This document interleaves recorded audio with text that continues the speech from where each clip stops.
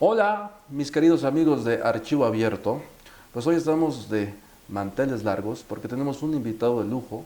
Creo que para nosotros como audiencia, como público en general, es importante conocer sobre personajes que están dentro de la vida pública y nos encontramos hoy con Ricardo Garduño Pasten, amigo nuestro, que es magistrado y nos va a explicar parte de su vida y también parte de su labor. Porque ya estoy convencida que tú eres causa perdida. Ricardo, muchas gracias. Daniel, ¿qué tal? Un gusto saludarte a ti y a todo el auditorio. Gracias. Espero tomen esta entrevista pues hasta cierto punto con algo divertido, porque esa es la idea, que conozcan a Ricardo, pero no solo como magistrado, como una persona que está inmersa en el derecho, entre los libros, sino quién es Ricardo y además cuál es el panorama que en este momento tenemos tan importante en la transformación que se está viviendo del Poder Judicial federal y estatal. Justamente, eso es un tema que debemos de abordar porque, como lo acabo de mencionar, pues hay algunos que desconocemos realmente a fondo la trascendencia de este nuevo cambio. Pero vamos a empezar por el principio, ¿qué te parece? Perfecto, Daniel. ¿Dónde naciste? Yo soy originario del municipio de Jocotitlán, Estado de México.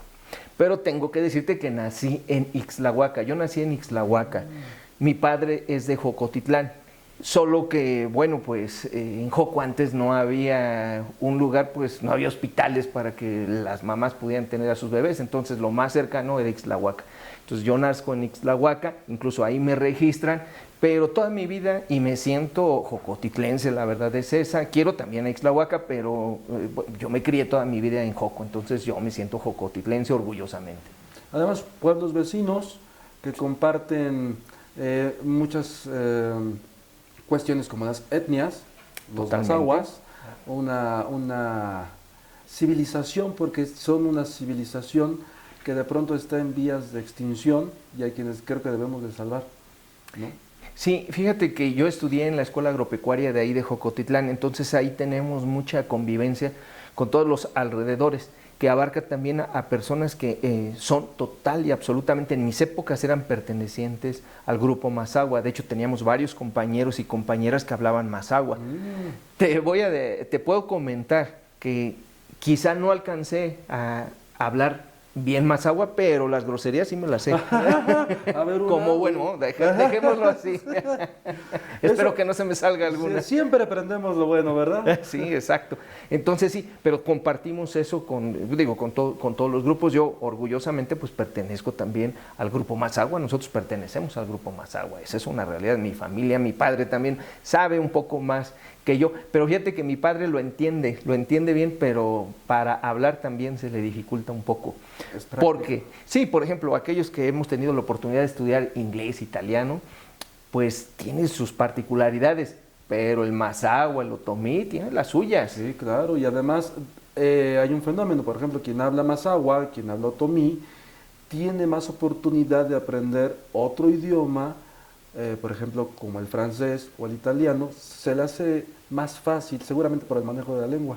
Sí, yo creo que sí. Entonces, pero sí compartimos eso y bueno, pues en Joco yo ahí estudié primaria, secundaria y en la secundaria pues ya me dice una maestra de Jocotitlán, la maestra Lidia Santos Sánchez, que en paz descanse, me dice, oye Ricardo, pues hay que seguir estudiando.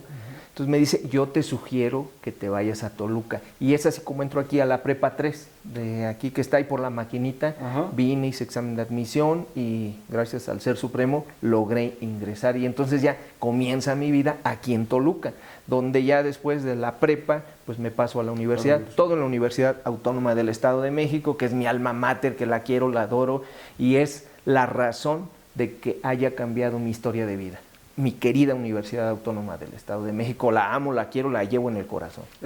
Digamos, es el descubrimiento del mundo que se va a acercar a lo real, porque te vas preparando poco a poco, porque vas conviviendo con otras personas, porque vas aprendiendo. Yo creo que quien tiene esta experiencia de estar en una universidad tan importante como es una autónoma, pues lógicamente tiene una visión completamente amplia. En ese momento, cuando estudias, ¿qué es lo primero que ves? Cuando llegas aquí, ¿cuál es tu primer cambio que sientes? El primer cambio que siento es que cuando llego aquí yo a la escuela preparatoria me tocan el turno vespertino. Uy. Entonces salimos a las 8 de la noche y yo no sabía qué camión tomar. No, hombre, me dio una pérdida. Llegué ahí a la desviación de Joco como a las 11 de la noche después de andar divagando aquí en todo Toluca. Entonces fue una pérdida del tamaño del mundo. Pero es descubrir también el mundo. Entonces yo entiendo a aquellas personas que salen del pueblo y que se enfrentan a un monstruo como este. Pero después también le agarramos amor y respeto además, ¿eh? Al respeto a la ciudad, también se le tiene respeto. Pero estar en una universidad es algo increíble. Yo luego le platico porque hoy tengo la oportunidad de ser catedrático en la universidad, de donde soy egresado. Yo les digo que esta es la oportunidad que tienen para cambiar la vida. Cuando yo termino la universidad y me titulo, nosotros llegamos al examen de titulación. La verdad fue algo muy hermoso y son momentos que me gusta compartir con el auditorio, con la gente, con los alumnos. Nosotros llegamos, mi padre fue a Estados Unidos hace tiempo y daban oportunidad de traer autos. Entonces trajo una camioneta viejita que todavía tiene, modelo 79, una Ford 79. Entonces le puso camper. Entonces, como yo era el primer profesionista de la familia que iba a salir, pues mira, de ahí de Joco venía la camper repletita, todos veníamos atrás. Todos los compañeros. Todos, no, todos los de la familia. Ah, la familia. Mi tío Gume, que en paz descanse, su esposa, que por cierto, tía, gracias por la corbata, ella me la regaló. Veníamos todos en la camper, yo venía ya de traje en la camper, entonces me acuerdo ahora, donde ahora me estaciono para dar clases, ahí en ese lugar llegó mi padre, metió la camioneta, y ya pues ya sabes, le bajan la tapa, y de ahí, y nos fuimos saliendo todos como sardinas. Entonces luego de ahí ya al examen tuve la fortuna de obtener una mención especial por calificaciones y por ahora sí que pues también por la exposición. Y de ahí cambia la vida de uno. Entonces yo por eso algo que invito a todos los muchachos que están estudiando, no dejen de hacerlo porque eso les va a cambiar la vida. Mis padres pues son de una extracción muy humilde, entonces yo digo, la historia que a mí me correspondiera, muy probablemente andar en Joco, y no tiene nada de malo, pero sí hubiera sido algo diferente, me hubiera tocado andar en el campo, mojándome. Yo hoy algo que le agradezco mucho a la vida es que tenga la oportunidad de tener un baño cercano. ¿Por qué? Porque como anduve también de vendedor ambulante y todo eso, cuando tú tienes una necesidad básica, Física, sí. Física, de ir a un sanitario, no tienes ni a dónde ir. Y entonces eso es algo de lo que más le agradezco a la vida, tener esa posibilidad. En algún momento recuerdo que me dice un guardia de seguridad de Nayarit, ahí cuando comencé a ser juez, me dice, oiga, dice, ¿usted por qué siempre llega de buen humor? Y le dije, oiga, después de haber sido vendedor ambulante, de andar andando repartiendo volantes, de andar haciendo muchas cosas, que hoy tenga la oportunidad de tener mi propia oficina, que tenga la oportunidad de tener mi sanitario, que una comodidad. Todo, sí, le digo, ¿cómo no va a llegar uno de buen humor? ¿Cómo no va a ser uno agradecido con nuestro país? ¿Cómo no voy a querer a mi México? ¿Cómo no voy a dar todo lo que tenga por mi México? ¿Cómo no voy a querer transmitir esto a las nuevas generaciones? Si esto cambió mi vida. Sí, claro. Para bien. Y eso me llama la atención. No sé si en alguna otra oportunidad lo has compartido, pero más a fondo. Yo escuché un relato de alguien que gritaba. Sí. ¿En qué momento ocurre? ¿Cuando eres niño? ¿Cuando eres adolescente? Y esto de vender, ¿en qué momento ocurre? ¿Después de la universidad? ¿Antes de la universidad? Mira, no sé si ustedes, es que ustedes son muy jóvenes, tú Daniel eres muy joven, el auditorio pues probablemente sea muy joven.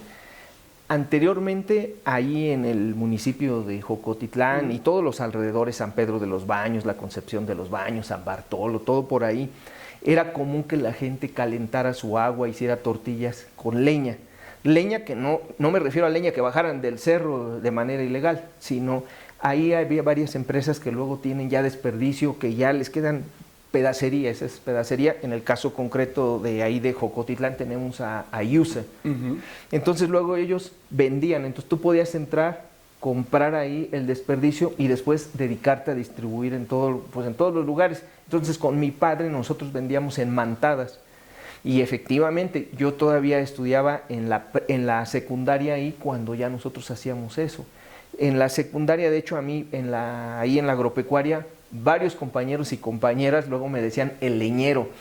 te tengo que decir que en aquellas épocas pues no me gustaba porque como que era, yo lo sentía como, la verdad es así, como que lo sentía como que me ofendían. Es un insulto. Ajá, lo sentía así, pero hoy es un tema de un orgullo porque Claro. dije, pues esto fue algo que me sacó adelante y sí, yo era una de las personas que lo comenté en un video, que luego andaba en la canastilla de la camioneta y estaba ahí gritando, yo gritaba la leña porque pues no nos alcanzaba para un megáfono y andábamos vendiendo luego en una camioneta Chevrolet modelo 1959 y no porque fuera de colección, lo quiero aclarar, no porque en aquellas épocas pues era lo que había. Y con esa camionetita a veces íbamos a Michoacán, de allá porque allá vendían brazuelo que ya es desecho del que despuntan de los árboles, luego lo cortábamos acá, lo hacíamos tiritas también para vender. Entonces sí, yo era una persona que anduvo vendiendo eso, entonces por eso te digo, hoy cómo no voy a estar agradecido con la vida si me da la oportunidad de, por ejemplo, estar platicando contigo. Tú eres toda una figura, para mí esto representa y tiene una gran relevancia. Incluso te decía antes de iniciar que me había puesto mi corbata de la suerte, porque para mí es algo importante. Pero esto no sería posible si yo no hubiera comenzado contigo, con todo ese esfuerzo, con toda esa cultura que me inyectaron mis padres, esa es la realidad, me la inyectaron. Y hoy, pues yo deseo transmitírselo a todos los jóvenes, hombres y mujeres que le están pasando mal. De veras que muchas veces yo quise aventar el arpa, de veras que muchas veces no tenía para pagar mi inscripción, pero nunca faltó el tío, el amigo que nos hizo favor de apoquinar. Entonces, la verdad es Dios nunca nos deja, pero no hay que quitar el dedo del renglón. Y ya cuando alcanzas algún éxito profesional, pues todavía lo agradeces más a la vida. ¿Por qué? Porque sabes que en algún momento estuviste a punto de echarte para atrás. Y eso es el momento, creo que más decisivo, porque dices, a pesar de la corriente, yo sigo. Y el resultado aquí está, es este tipo de entrevistas, conversaciones, más que una entrevista, las estamos haciendo a estas historias de vida. Porque gracias. Es importante que la gente, como lo acabas de decir, hay tantos jóvenes que de pronto sienten que el mundo se les está yendo porque no están cumpliendo las metas en el momento y dicen, ya se acabó. Pero historias como la tuya son un ejemplo para ellos y para todos, propios, extraños, jóvenes y no tan jóvenes, para poder decir, vamos a seguir adelante, porque esto no se acaba hasta que se acaba, y todavía hasta cuando se acaba hay un porvenir seguramente. Sí. Y era importante saber esta historia, porque tienes una historia larga, por lo que estoy viendo, desde los comienzos, desde el nicho familiar. También entiendo que es una familia unida, Sí. que ha protegido, que se han ido hombro con hombro, cosa que de pronto en estos tiempos donde, perdón, la gente es más individualista, está con el celular, una familia ya no se sienta a comer y platican. ¿A ti te tocó vivir eso? A mí me tocó vivir que no había ni celulares. El primer celular que nosotros compramos fue porque lo empleábamos como teléfono de casa y lo dejábamos conectado Para la emergencia. Para emergencia. Sí. Y mis padres vivían en Jocotitlán y nosotros ya vivíamos acá en Toluca, en una vecindad allá que está en la entrada ahí por la maquinita, ahí vivíamos nosotros, junto con mi hermana. Entonces sí, nosotros siempre fuimos una familia muy unida. En algún momento tuve un jefe y me preguntó, oye Ricardo, yo quisiera saber cómo eran tus convivencias de pequeño, ya como te fuiste formando. Yo en ese momento pues no le di mucha importancia, pero hoy que ya yo tengo la edad del que era mi jefe, ya me pongo yo a pensar cuando observo a algún joven, hombre o mujer, que la vida le está sonriendo. Entonces ahora yo luego les digo, bueno, ¿cómo tuviste tu infancia, cómo tuviste tu vida? Porque yo deseo que ahora mis hijos y mis amigos tengan ese tipo de infancia alegre o ese tipo de resultado positivo. Cuando nosotros éramos pequeños, nosotros ahí en Joco, primero a donde vivía, donde tienes tu pobre casa, bueno, más bien la casa de mis papás, a donde están ellos, te diría, fíjate que no teníamos de inicio luz eléctrica. Entonces era muy común que teníamos nada más velitas. Y eso pues te hacía que tarde o temprano pues te sentaras y entonces estábamos platicando. En ese momento mi padre, la verdad pues que era el héroe, y lo hemos dicho así, porque era el que nos contaba la historia, que de la tía no sé qué, que del tío no sé qué. Entonces nos tenía muertos de la risa ahí alrededor de la mesa. Después ya él comenzó a trabajar de taxista y le prestaban el taxi, que a veces se nos atascaba ahí en la entrada porque no había ni calle. A donde vivíamos no era calle, era terracería. Era terracería y como vereda. Entonces teníamos que conectar compró una televisión marca Panda, obviamente china, y entonces era de blanco y negro, entonces sacábamos los cables y de la batería para poder encender la tele. Y luego la tele ya se te iba haciendo chiquita, la pantalla así, y ya decías, pues ya se le acabó la batería. Y entonces en ese momento pues decías, se acabó. Pero eso nos obligaba a convivir. Fíjate, hace poco pues, estuve en campaña y tuve la oportunidad de asistir a Televisa. Y yo sé que para el auditorio pues existen algunas televisoras que han sido muy golpeadas por la sociedad y han sido muy criticadas las telenovelas y se les ofende, etcétera, etcétera. Bueno, ahora hay series, ¿no? Sí. Entonces, pero bueno, se les ha criticado. Yo creo que depende el matiz que le des. Nosotros en familia pues siempre veíamos la misma telenovela, las mismas telenovelas de aquellas épocas. Tuvo Nadie, Corazón de Piedra, ustedes ni saben de qué les hablo, pero en mis Colorina, épocas... ¿no te tocó Colorina? Ya creo que es más para acá. Es más para acá. El Maleficio. El Maleficio, sí, de aquellas épocas. Entonces nosotros nos reuníamos y era muy común que, ay, ¿en qué se quedó la novela? Entonces era algo que nos mantenía. Incluso cuando era niño jugaba con mi hermana y con mis primas, mis primos, con los vecinos y jugábamos. Y a veces el juego era que cada quien era un personaje de la telenovela. Entonces eso nos mantenía unidos. No todo fue malo, no todo fue malo. Eso nos mantenía en ese constante diálogo. No había celulares, como dices. Entonces podíamos criticarnos, podíamos decirnos las cosas directas. Ahora pues ya resulta que yo critico a mi amigo, a mi hermana a través del celular y esto... No. O sea, antes éramos directos y yo creo que eso mantenía a la familia más unida. El celular, claro, trae muchos beneficios, toda la tecnología, pero también nos ha dividido desde mi muy humilde punto de vista. Entonces, sí, hoy es un batallar en la propia universidad. Tienes que poner a veces reglas de que, oigan, apaguen los celulares, oigan, no saquen los celulares, etcétera. Pero pues también te ayudan para la tecnología. Sí, tienes al alcance todas las respuestas sabidas y por haber. Este proceso que tú mencionas del nicho familiar, tengo la fortuna de conocer a tu papá. Es un hombre, te lo digo no porque tú estés aquí enfrente, de una calidad humana tremenda, desde que nos recibió, cómo nos extendió la mano, todo eso se contagia, todo eso se aprende. Y hoy, por ejemplo, tú que estás al frente de grupos grandes, de jóvenes, ¿hay algo de tu papá, hay algo de tu infancia que se lo trasciendes a los jóvenes? Hay mucho, yo creo que muchas de mis enseñanzas están en mi padre. De hecho, en algún momento en la universidad, en la última clase, invito a mi padre a que les dé algún consejo. ¡Qué buena a la onda! Universidad. Sí, de hecho lo he invitado, mi padre ha ido por ahí. Tengo en redes alguna foto donde está él, y no está ahí porque me haya ido acompañando, sino porque le pedí que les fuera a dar algunos consejos, porque en Joco mi padre fue una persona enérgica, ruda.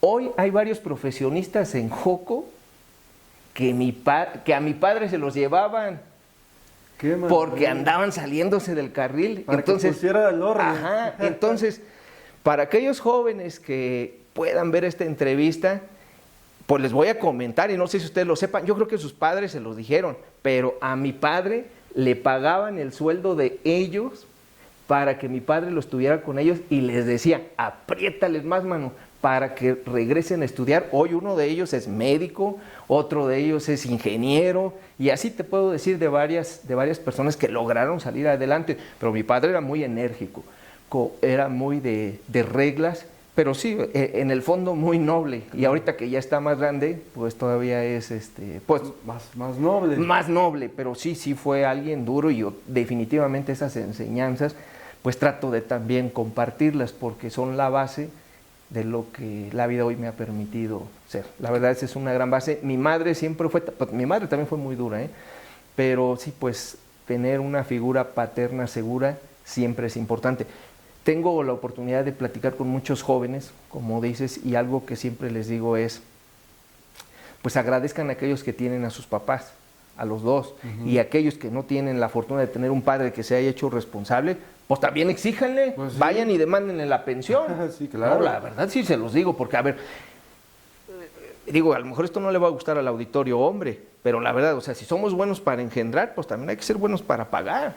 O Sí. sea, ¿por qué? Porque a mi madre le tocó vivir esa parte donde no hubo alguien que se hiciera cargo, entonces, pues eso les... Y sobre todo antes que no eran hijos legítimos, oye, les decían, y perdón de la expresión, hijos bastardos, o sea, era una cuestión tétrica, así es. ofensiva. Hasta los excluían en ese sentido de la Sí. sociedad, sí. Entonces, por eso es algo muy importante para nuestras nuevas generaciones, que si tienen algún papá, bueno, pues todos tienen un papá, y no se quiere hacer cargo, pues que le brinque también. Y para eso están los propios institutos, hay organizaciones que brindan apoyo. Yo normalmente en las secundarias o prepas donde voy a platicar de estos temas, incluso luego les llevo información de a qué números es donde se tienen que comunicar o dónde están estos Para organismos. poder guiarse. Sí, para poder seguir, porque mira, también si tú quieres, yo también reconozco que pude continuar estudiando porque mi padre pues me dio todo el empujón. O sea, yo sí trabajé ya en la universidad, sí, ya también me ayudé, pero si no me hubiera también él impulsado a llegar a la universidad, No se hubiera podido, Daniel, ¿sí? no, entonces, por eso para los jóvenes, para eso están los papás también, o sea, también que le entren a lo que les corresponde. Es un respaldo tremendo. Claro, es un respaldo tremendo. Entonces yo luego veo a los jóvenes, les pregunto, oye, ¿qué vas a estudiar? Los de prepa. No, pues ya hasta aquí ya me voy a poner a trabajar, con su carita triste, ¿no? Y a veces son personas de buenos Que tienen el promedios. ímpetu de continuar. Claro, entonces, por eso yo les digo, jóvenes, si su papá no les quiere pasar la pensión, no, o sea, vayan y reclámenla. No, Es sí. muy buen consejo. No, vayan y reclamen. Las autoridades tienen la obligación de ver que sí les paguen la pensión. Sí, claro. Ahora, retomando esta parte de tu historia de la juventud, ¿cómo llegas de manera profesional? ¿Cuál es tu primer empleo? ¿Lo recuerdas?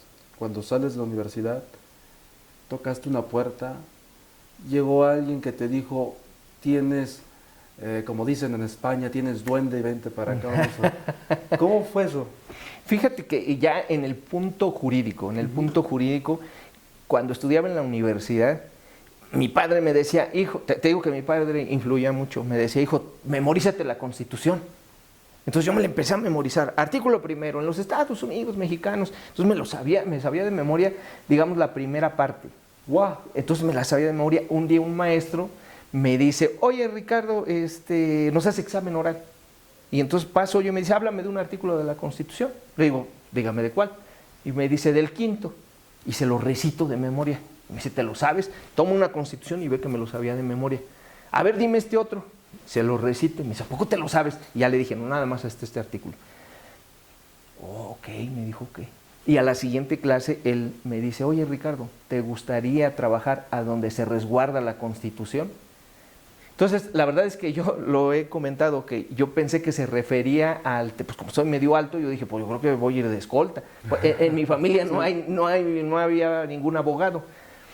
Y ya que llegué a un juzgado, entro como meritorio y dije, pues aquí, ¿cuál es mi función? Yo no veo cómo resguardo la Constitución. Entendí que era, me hablaba de una manera metafórica. Metafórica. Sí. Porque, y hoy que tengo la oportunidad de ser magistrado, hoy sí resguardo la Constitución, es mi función resguardar la Constitución. ¡Qué Y responsabilidad! es una gran responsabilidad. Entonces, mi primer acercamiento es como meritorio a un juzgado gracias a un maestro, Everardo Shain Salgado, que no solo a mí, sino apoyó a varios alumnos. Siempre él buscaba apoyar a personas que yo entiendo nos veía con necesidad económica, pero con ganas de salir adelante y además con una firme convicción de ayudar a nuestro país.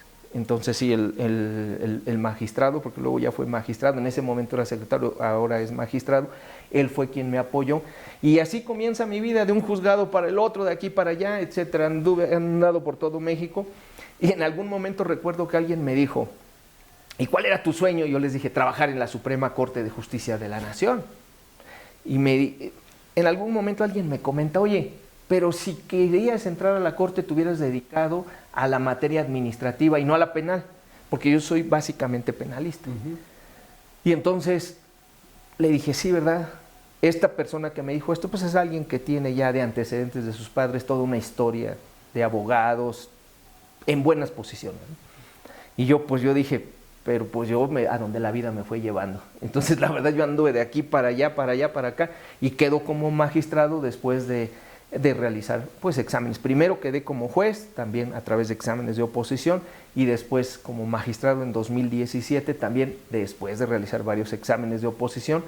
Y bueno, pues hoy, desde 2017 a la fecha, pues sigo siendo magistrado y todavía tengo el nombramiento hasta 2027. Entonces, pues ahí vamos y estamos resguardando la Constitución con ese compromiso firme de impartir justicia y además de traer toda esa historia que nos precede y que pues, vamos, es la que yo pienso que se necesita también para entender, por ejemplo, por qué el ratero robó. ¿No? Sí, o sea, porque también si tú no entiendes la necesidad, me parece que es difícil comprender también a veces por qué la gente delinque, ¿no? Entonces, sí, estás en esa situación.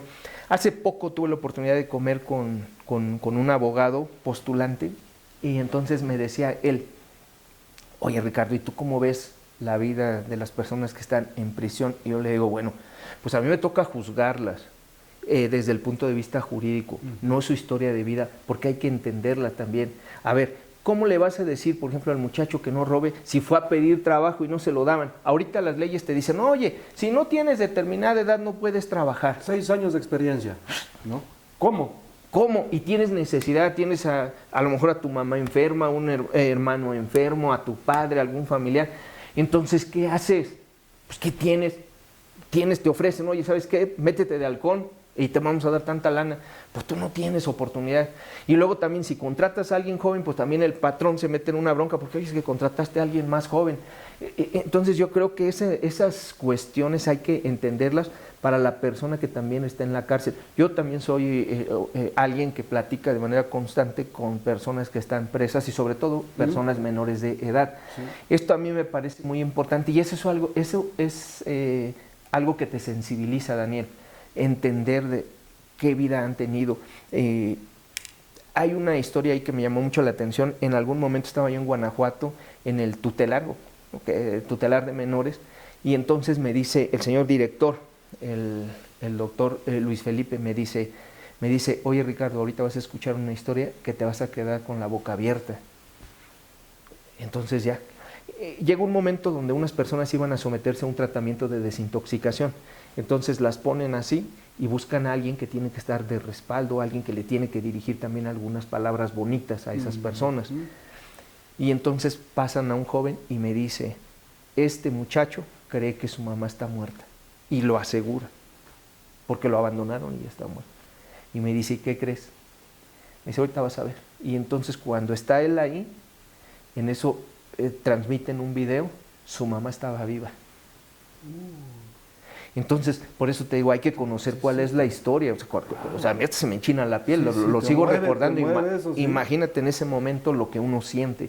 Entonces, por eso hay que entender. Entonces, si eres juez, pero pues también tienes que entender la vida de la gente que está interna. A veces también van a salir y no tienen a qué dedicarse o nadie los va a querer contratar. Entonces, por eso también luego vuelven a delinquir. Y la historia de vida cambió porque el tiempo que estuvieron encerrados, los que eran amigos ya no lo son. Los que eran familia ya se fueron. Se apenan de ellos. Sí, y les toca solitos otra vez andar. Y desgraciadamente pasa lo que dices. Regresan al mismo tema, se convierte en un bucle.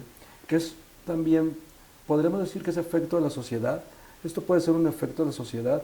Este rechazo que a veces la sociedad tiene cuando ves a un niño con su papá, con unos globos, poniéndoselos en las pompas, como payasito en los semáforos, y hay un rechazo también para ese tipo de personajes. ¿Qué pasa con ellos? Si no los estamos integrando, terminan en lo que estás diciendo. Claro, y para mí como juzgador es muy importante que no desconozcas estas cuestiones. Es indispensable cuando vayas a juzgar a una persona que también veas qué hay atrás de esa persona. Sí. Y por ejemplo, algo que yo digo, yo en las audiencias, pues yo fui mucho tiempo juez aquí en La Palma, en el Altiplano, en Puente Grande, en el Reclusorio Norte, en Nayarit. Seguramente las personas a quienes les llevé proceso y los propios abogados y abogadas te dirán, si escuchan esta entrevista te dirán que no miento. Yo, para mí, cualquier persona que está interna es como cualquier persona que está externa. Entonces mi trato siempre es similar al que está adentro que el que está afuera. ¿Por qué? Porque yo soy imparcial y yo no soy el verdugo que va a ejecutar algo. Eso no es mi función. Claro. Entonces hay que respetar los derechos de todas las personas que están detenidas, y esto es algo básico. Las personas que están internas tienen conflictos muy fuertes, porque su propia estancia, su sobrevivencia ahí implica gastos, y eso es una realidad, es un hecho notorio, no se puede negar. O sea, es una cuestión que pasa en todos los centros de reinserción social. Pero aparte, resulta que estas personas tienen otro mundo afuera. Entonces, por ejemplo, si son mamás, tienen que vender productos, porque ¿cómo mantienen a sus hijos? Si son papás también, muchos de ellos también comprometidos con la figura que representan, también venden artículos, cinturones, diferentes artesanías, ¿no? Bolsos, etcétera. Figuras. Pero si para mí, como juez, es difícil entrar porque te someten a varias revisiones, ahora imagínate una persona normal que no tiene un cargo público. Ingresar es muy difícil, entonces luego por eso los abandonan. Pero además, algo que yo he comentado es, hay que fomentar también la venta de los productos que ellos tienen, porque los dan muy baratos además. Fundamental, sí. Sí, muy baratos. Pero, ¿cómo los vas a entrar a comprar si no tienen la posibilidad de que tú los conozcas? Ahora, yo he comprado algunos artículos, pero es a través de entrar. Pero si tú no tienes la posibilidad, no los vas a poder comprar. Por ejemplo, en Puente Grande, allá compré un cuadro que tengo en tu casa. Gracias. Y pues es un cuadro muy bonito, y yo vi que había diferentes, pero solo lo compran pues los abogados o las personas que ingresan para alguna situación. Yo no he visto que, por ejemplo, se ponga una exposición. Entonces, sí es importante, porque también ellos, ¿de dónde obtienen también recursos para la familia? Entonces salen y la familia ya está bien endrogada, y entonces pues otra vez vuelven a incurrir en este círculo. Yo sí creo en la reinserción, yo sí creo que las personas pueden cambiar después de lo que viven adentro. Yo sí creo que con un apoyo real pueden modificar esas personas su estatus de vida, su forma de vida, y mejorar. Y sobre todo, algo que para mí es muy importante, cuando encuentran dentro de esos centros una figura de la cual se pueden sujetar. Sí. A veces es de figuras que les dicen padrinos, o a veces es de Dios. Entonces, yo he criticado mucho a las personas que luego se mofan de que hay quien sí se sujeta, por ejemplo, a Dios estando ahí adentro. Yo digo, no, es su fe, claro, y eso los hace cambiar. Entonces, hay que conocer la ideología de estas personas para también poder creer en la reinserción. Para mí esto es algo básico, y como juez, a mí, y le digo al auditorio, si tienen ustedes oportunidad de acudir en algún momento y apoyar también a estas personas, hay que hacerlo, porque detrás de ellos hay seres también humanos, por ejemplo, a veces niños de menos de 3 años que tienen necesidades, hay que cubrirles sus necesidades. Nacen ahí, además. Y que nacen ahí a veces. Y a veces quienes nacen todavía fueron producto de violación. Sí. Entonces, ¿cómo vamos a tener a estas personas también sin algún tipo de apoyo? También se las ven mal. Ahora, yo no digo que también hayan sido blancas palomas y que eso no amerite una sanción, pero ya la sanción se las pusieron, y es determinado número de años en la cárcel, reparar el daño, etcétera. Pero no se trata de hacer más leña del árbol caído. Que salgan y todavía la sociedad lo rechace. Que salgan y la sociedad lo rechace. Esto. Pero te insisto, Daniel, me queda claro que también cuando lastimaron a alguien, pues tienen que pagar de alguna manera. Pero ya el legislador, el que hizo la ley, dijo, la paga por lo que hiciste es esto. Y el juez le dijo, esto vas a pagar. Entonces, ¿por qué vas a pagar más de lo que te corresponde? Lo único que haces es que también las personas que estén adentro generen odio hacia los que están afuera, y entonces salen y ahora me la cobro doble, con el que declaró en mi contra, con el que me sembró el arma, con el que me sembró la droga, porque también tenemos casos de esos. Entonces, también nos ha tocado dictar sentencias absolutorias. Hoy resolvimos un caso bajo mi ponencia que me parece muy importante, y básicamente tiene que ver con que hay un matrimonio con un hijo. El hijo menor de edad resulta que se queja de maltrato del papá y de la mamá. En algún momento lo llevan al centro de convivencia, y van los abuelos, y entonces el niño le dice al abuelo y a la abuela, no, yo me quiero ir con ustedes porque aquí soy víctima de maltrato, soy víctima de violación, además, etcétera. Entonces los abuelos se lo llevan, y ahora resulta que mandan detener a los abuelos por sustracción de menores. Ah, caray. ¿No? Y tuvieron que enfrentar un proceso. Hoy, en el tribunal que presido, determinamos la libertad absoluta de estas personas. Lo único que hicieron fue proteger a una persona menor de edad que estaba haciendo señalamientos, y además ya tenía el informe, la autoridad, ya se tenía el informe de la autoridad familiar donde decía que la custodia se la daba a los abuelos, y todavía sí ellos con un problema legal. Entonces sí hay mucha gente que también está pagando en la cárcel que no debería estar. Esa sí es una realidad. ¿Y por qué? Porque también nosotros no nos adentramos a lo que están viviendo ellos. Entonces sí es importante que la figura del juez, ahora que va a haber nuevos jueces, Daniel, sí, que estén conscientes de esa situación, que no se olviden, porque bueno, si fueron ahora electos, entiendo que ahora traen el sentir directo del pueblo, o así lo quiero yo pensar, Sí, sí. y entonces pues tienen esa obligación de refrendar ese compromiso. Y de profundizar además Y de en profundizar. este tipo de casos, porque a veces se quedan ahí. Hace rato que hablabas, por ejemplo, de las artesanías, como una idea. Ojalá que si la suelto, que alguien la escuche y la ponga en práctica. Aquí, por ejemplo, en Toluca, hay una casa de las artesanías, si no me equivoco, Sí. de gobierno del Estado de México. Bueno, es un buen escaparate para toda esa mercancía que tienen los presos, que hacen desde pinturas, desde artesanías, incluso creo que algunos trabajan con barro, porque hay cosas... Sí, con figuritas, Daniel. Mira, figuritas. es más, acá te voy a enseñar algunas cositas que tengo yo aquí. Ah, hijo, creo que no las traigo. Ah, no, sí, mira. Por ejemplo, traen luego pulseritas aquí, mira. Por ejemplo, esta pulserita, mira, vale 100 pesos, mira. O sea, y no quiero hacerles propaganda, pero mira, la verdad es esa, y la verdad están muy bonitas. Hay otras que de 45 pesos, mira. Aquí se ve. Mira, esta también es de 100. Y luego, fíjate que de estas compro y donde voy a dar conferencias, a veces las regalo a los compañeritos o a las chicas, a los chicos. Entonces, La bisutería. sí, es bisutería. Entonces, lo que tú dices, un lugar donde se pudieran vender artesanías, yo creo que sería ideal para apoyar también a esa gente, porque no nada más hay que fijarnos en las víctimas. Está muy bien, yo siempre he sido un partidario de apoyar a las víctimas, pero también a las personas internas. Ya vamos, hay que tratar de no dividir. Digo, y también pues el que no entienda, pues entonces que pague, eso sí es una realidad. Sí. Pero sí, Daniel, toda esa es la historia de Ricardo Garduño, desde que arranca hasta que se hace juez, y cómo piensa como juez penal. Ahora, Esa es. no quiero terminar esto sin que me No. cuentes algunas anécdotas. ¿A quiénes has conocido? Porque este mundo te ha permitido conocer seguramente a mucha gente que dices, sea quien sea, un deportista, un artista, un político, un presidente de la República, un embajador, que dice, sabes que he tenido esa oportunidad, porque te da este trabajo, te da esta oportunidad de conocerlos.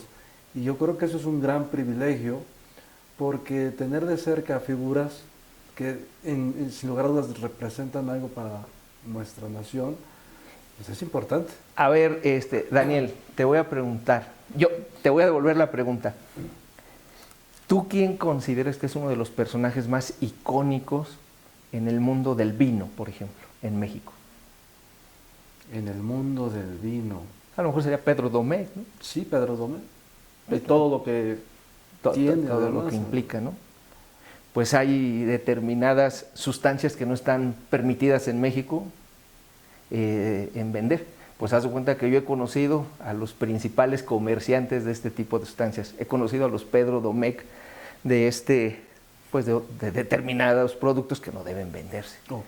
Ajá. No me atrevo a decirte nombres, pero sí te puedo decir que son líderes de diferentes grupos, de diferentes zonas, de diferentes partes, que hemos escuchado en diferentes programas que tienen series. He tenido la oportunidad de conocerlos. Recuerdo lo que te digo, yo en mi trato con ellos, desde la persona más humilde que llevan detenida. Ciudadano. Sí, claro, Sí. o sea, de ciudadano. Para mí el trato es similar. Lo mismo me ha tocado ver enfermo de gripa al líder de un grupo delictivo y pedir que le den atención por ese tema de gripa, que a la persona que detuvieron porque no cumplió con el pago de los alimentos. Entonces a mí me ha tocado conocer eso, al que traía nada más, bueno, no nada más, al que traía un arma calibre 22. Entonces me ha tocado conocer personajes internos de ese calibre, personas también líderes, no solo en el tema del narcotráfico, sino también personas también líderes en grupos pues que se dedican a la privación de la libertad de las personas, etcétera. He tenido esa responsabilidad de llevarles proceso también, pero además de buscar siempre respetar sus derechos humanos. Porque eso como juez no puedes hacer de lado los derechos humanos de una persona, sino entonces ya te conviertes en fiscal, ya te conviertes en acusador. De hecho, el propio fiscal debe respetar sus derechos, pero el principal que debe tutelar los derechos es el juez. Entonces, de ese lado. Y en el tema de víctimas, pues me ha tocado conocer también a diferentes personajes públicos, desde deportistas hasta actores, empresarios también. Me ha tocado llevar pues diferentes procesos, diferentes casos. Y eso pues también es una gran responsabilidad, porque por ejemplo, si tú eres fan, por ejemplo, de algún cantante, de algún deportista, y es víctima, pues la lógica te lleva a pensar que te vas a inclinar a favor de esa persona. Yo imagino que si tú fueras juez y te tocara ver algún caso donde la víctima es del Toro, pues obviamente sí, claro, no creo que vas a querer pues, tu identidad con la él. Libertad y voy a negar completamente todo lo que tenga que decir en contra de él. Sí, pues todo vas a favorecer a don Guillermo del Toro, ¿no? Sí, o sea, lo mismo que vas a decir, ay, no, yo no, pues se entiende esa empatía. Entonces, sí, como juez es una gran responsabilidad.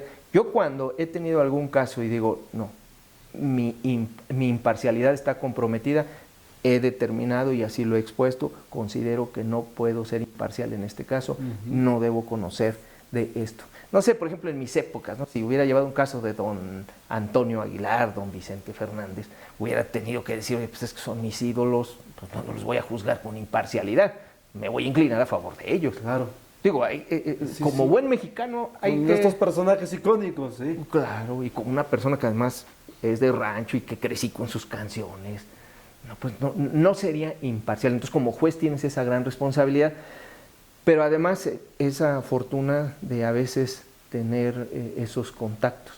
A veces también pues eso implica pues tener miedo porque eres un ser humano, ¿no? Entonces, pero algo que yo te puedo decir a ti, le puedo decir a los nuevos juzgadores que van a iniciar esta función, aprendamos a respetar los derechos humanos de las personas que están internas y les aseguro que también ellos entienden que nuestra función no es la de ser sus verdugos, sino nuestra función es la de seguir procesos justos, debidos, y en esa medida ellos también nos respetan. No es algo sencillo, no, pero esa es la función de un juez. Así es. Este mensaje que acabas de dar creo que debe ser contundente y como lo dijiste, este nuevo proceso que se está viviendo en el país, este cambio, pues tiene que caer en orejas sensibles, que lo pongan en práctica, porque todos estamos también a la espera de qué es lo que viene. Ojalá que todo sea para bien, por el bien de los ciudadanos. Y el último mensaje que quisieras dar antes del último mensaje. Tenemos una costumbre en Archivo Abierto. Estamos haciendo nuestro propio archivo.